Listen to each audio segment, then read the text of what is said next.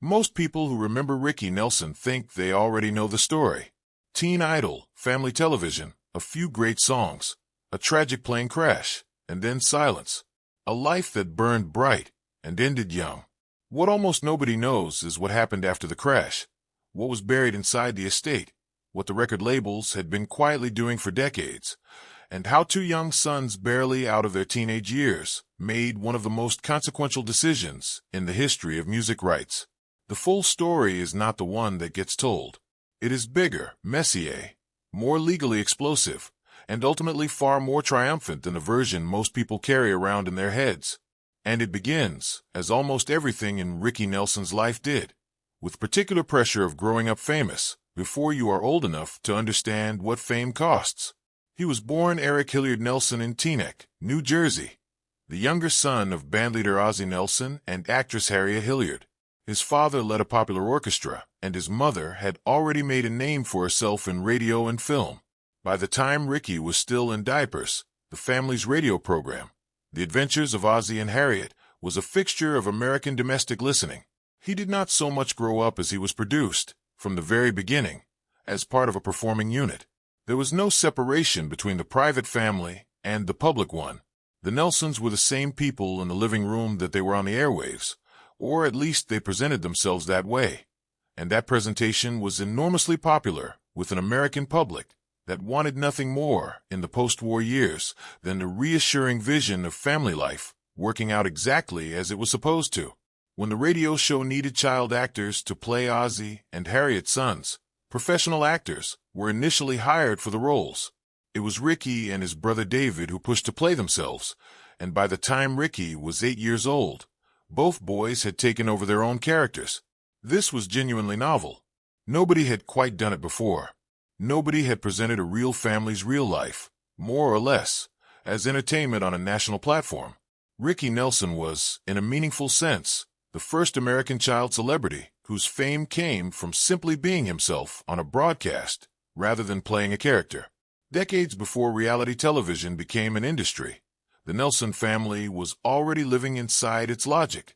What saved Ricky from being simply a curiosity, a famous face attached to someone else's project, was the discovery that he had a genuine talent that was entirely his own. He had grown up listening to rhythm and blues records, to the music that was just beginning to be called rock and roll, and he understood it instinctively in a way that his parents and the older generation around him did not. When he performed a cover of Fats Domino's I'm Walkin' on the family television show one evening, something happened that nobody had entirely planned for. The performance was electric. Girls across America responded to it with an intensity that surprised everyone, including Ricky. The record sold over 1 million copies. What his father Ozzie understood immediately was that this could be systematized. The family's television show, which had moved to ABC and was drawing millions of viewers every week, became Ricky's personal promotional machine. At the end of each episode, Ricky would perform a new song. 10 million people were watching. The exposure was unmatched by anything else available in American entertainment at the time. When a song appeared on the show, it was already halfway to the charts before it had even hit the radio. When Poor Little Fool was released as a single, it became the first song ever to occupy the #1 position on Billboard's brand new Hot 100 chart. That distinction belongs to Ricky Nelson alone, and it always will. No one else can be first on that chart. His estate still collects royalties from it. Across those peak years of his career, Ricky placed 30 songs in the top 40 of the Billboard charts. Only Elvis Presley and Pat Boone placed more in that same period. The statistics are staggering when you look at them together. Travelin' Man went to #1. Hello Mary Lou went to #9. Songs that were recorded in casual sessions and released on a schedule driven partly by the television show's needs became defining recordings of the era. Songs that told an entire generation what early American rock and roll sounded like. His debut album reached the top of the charts and at the time made him the youngest artist ever to accomplish that. He was 17 years old. He also proved that he could act. His role in the John Wayne and Dean Martin Western Rio Bravo earned him a Golden Globe nomination for Most Promising Newcomer. He was comfortable in front of a camera in a way that came from having been in front of cameras his entire life, and directors found him easy to work with. But even as his professional life accumulated these achievements, His personal life was developing its own complicated pressures. His father maintained tight control over his finances even as the money became substantial. Ricky's allowance remained modest even when the records he was selling were generating enormous sums. The control that Ozzy had exercised over the family's public image extended to every corner of Ricky's life, and the tension between what Ricky wanted to be and what the family brand required him to be grew quietly but steadily through his teenage years.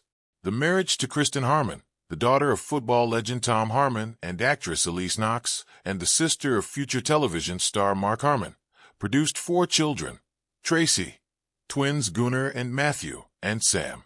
From the outside, it looked like another chapter in the Nelson family's unbroken run of good fortune. From the inside, it was a marriage under pressure from the very beginning, caught between Kristen's expensive tastes and Ricky's fluctuating income, between the demands of a touring career and a household that required constant financial attention. The costs accumulated steadily: private schools, luxury properties, a lifestyle that had been built for peak earning years and then struggled to maintain itself when the earnings began to plateau.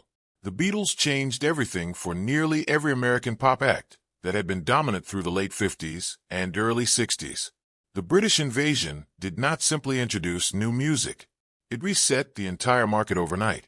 Ricky Nelson was not unique in struggling to compete with what arrived on American shores after the Beatles appeared on The Ed Sullivan Show.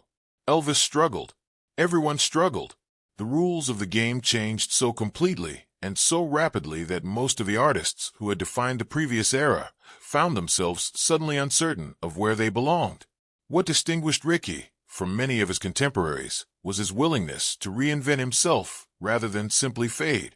Years before country rock became a recognized commercial category, he was already moving in that direction, blending the sounds he had always loved with the new influences he was absorbing. He formed the Stone Canyon Band and recruited musicians who believed in the sound he was chasing. One of those early members was Randy Meisner, who would later co-found the Eagles.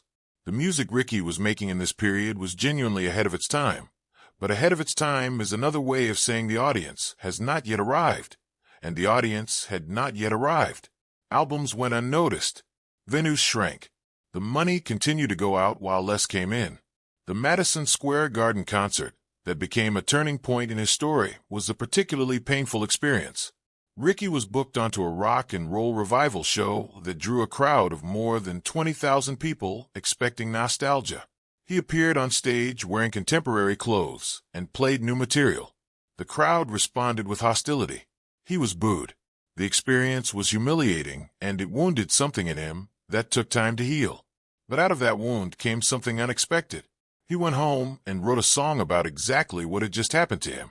The song was called Garden Party, and its chorus contained one of the most quietly defiant statements in the history of popular music. You cannot please everyone, so you have got to please yourself.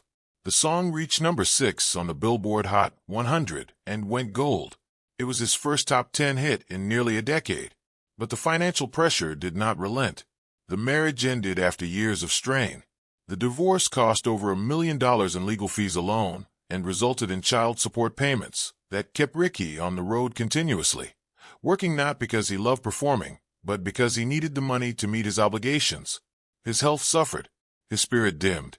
In the mid-'80s, he was attempting a comeback, trying to rebuild momentum, and making the kinds of compromises that a man under financial pressure makes. He bought a used twin-engine propeller plane for $118,000, a 1944 Douglas DC-3 that had previously belonged to the wealthy DuPont family and later to Jerry Lee Lewis. He needed it to get between tour dates without the cost of commercial flights or chartered jets. He wanted to economize. Frankie Avalon recalled him being enthusiastic about the purchase, proud of the modifications that had been made to the interior, describing it as almost homey. The plane had problems from the moment Ricky took ownership of it. Mechanical failures were regular and alarming enough that band members talked openly about their fears.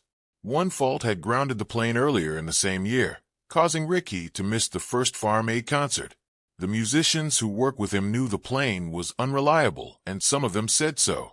None of them stopped flying on it. They were all working people who needed the income from the shows and could not afford to be the one who held up the tour.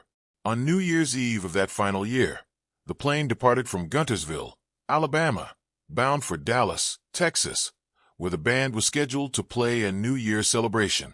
About 3 hours into the flight, the pilots reported smoke in the cabin.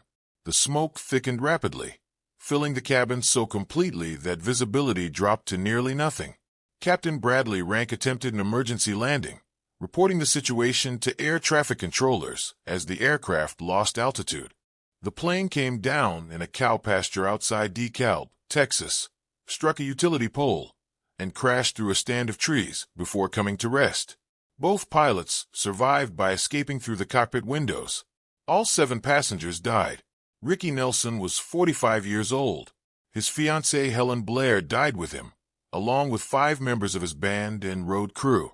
The music world received the news on the first morning of the new year with stunned disbelief.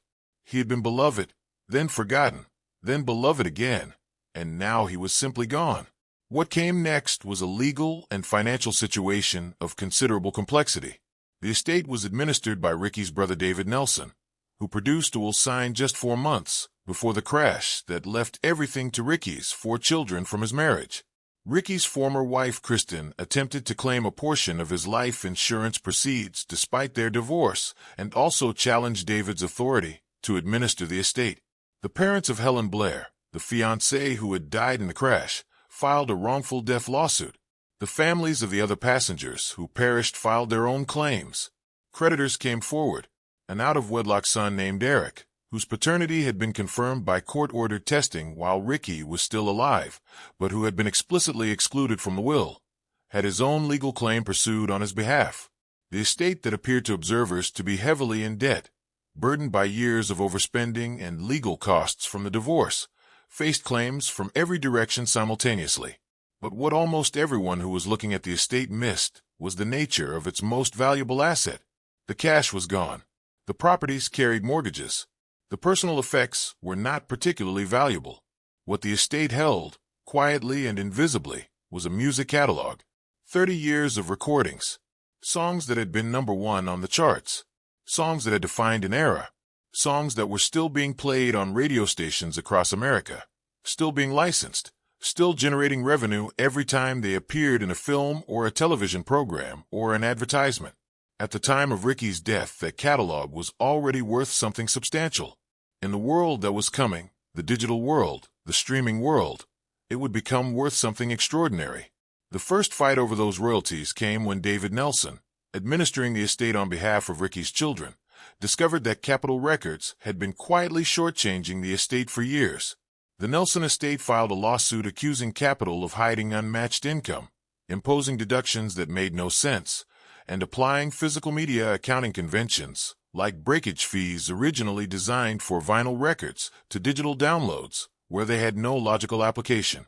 The lawsuit accused the label of using these outdated accounting tricks to siphon off money that rightfully belonged to Ricky's heirs. The case eventually settled. The attorney for the estate, Neville Johnson, confirmed that all issues with Capitol had been resolved and described the settlement as precedent-setting in the area of digital download and streaming royalties. The terms were not disclosed publicly, but the legal team called it a landmark victory.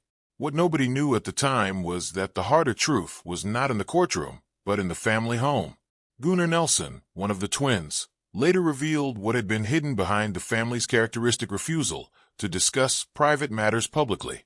When Ricky died, the estate was not simply tight. It was millions of dollars in debt. Gunnar described opening the books after their father's death as sobering in a way that forced him and his brother Matthew to grow up immediately. They were 18 years old. Their father had been their best friend, and now he was gone. And what he had left behind was not a fortune, but a hole that threatened to swallow everything, including all 435 episodes of The Adventures of Ozzie and Harriet, which was sitting inside the estate's assets and could have been sold off to satisfy creditors. The twins refused bankruptcy.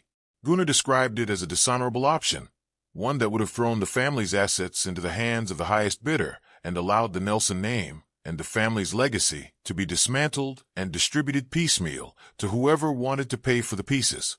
Instead, Gunnar and Matthew took on the debt themselves. They paid it off. They kept the catalog. They kept all 435 episodes of the television show. They kept everything that carried their father's name and their grandmother's face and their family's history. It was one of the quieter acts of courage in the history of American entertainment, done almost entirely without public attention, by two teenagers who chose responsibility over relief. The decision proved, over the decades that followed, to have been one of the most financially significant choices any music family has ever made. The catalog that seemed like a liability at the time of Ricky's death, a collection of old recordings from a performer whose commercial peak was 25 years in the past, became an asset of growing and then substantial value as the music industry transformed around it. A subsequent royalty lawsuit against Sony Music over international streaming found that Sony was reducing payouts through intercorporate fees charged between its own offices, cutting the estate's royalties by as much as 68% before a single dollar reached Ricky's children.